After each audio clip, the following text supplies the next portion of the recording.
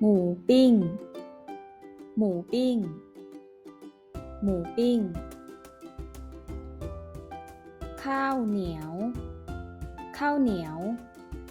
ข้าวเหนียว หมูปิ้งไม้ละเท่าไหร่ หมูปิ้งไม้ละเท่าไหร่ หมูปิ้งไม้ละเท่าไหร่ หมูปิ้งไม้ละ10 บาท หมูปิ้งไม้ละ10 บาท หมูปิ้งไม้ละ10 บาท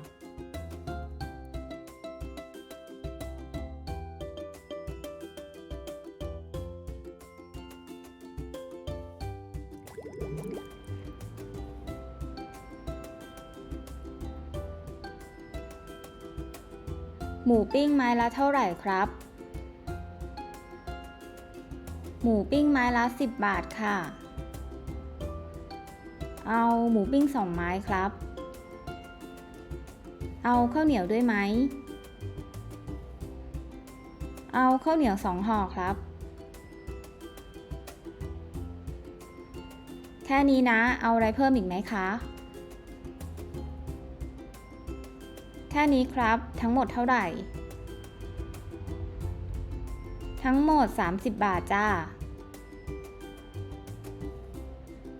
นี่ครับ ขอบคุณค่ะ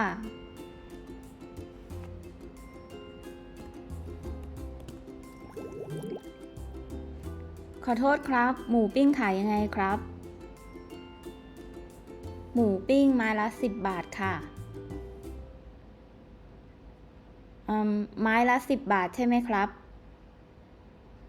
ใช่จ้า ไม้ละ10 บาท งั้นเอาหมูปิ้ง5 ไม้ครับ ข้าวเหนียวด้วยไหม ไม่เอาข้าวเหนียวครับ ค่ะ รอแป๊บหนึ่งนะคะ ทั้งหมดเท่าไหร่ครับ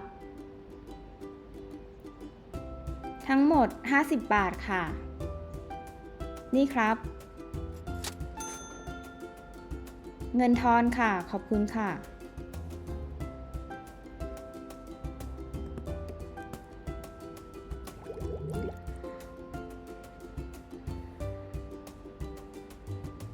เอาหมูปิ้ง10 ไม้ครับ สักครู่นะคะ เอาข้าวเหนียวด้วยครับ2 ห่อ ข้าวเหนียวหมดแล้วค่ะ ไม่เป็นไรครับ แถมหมูปิ้งให้2 ไม้นะคะ ขอบคุณครับ ทั้งหมด101จ้ะ นี่ครับ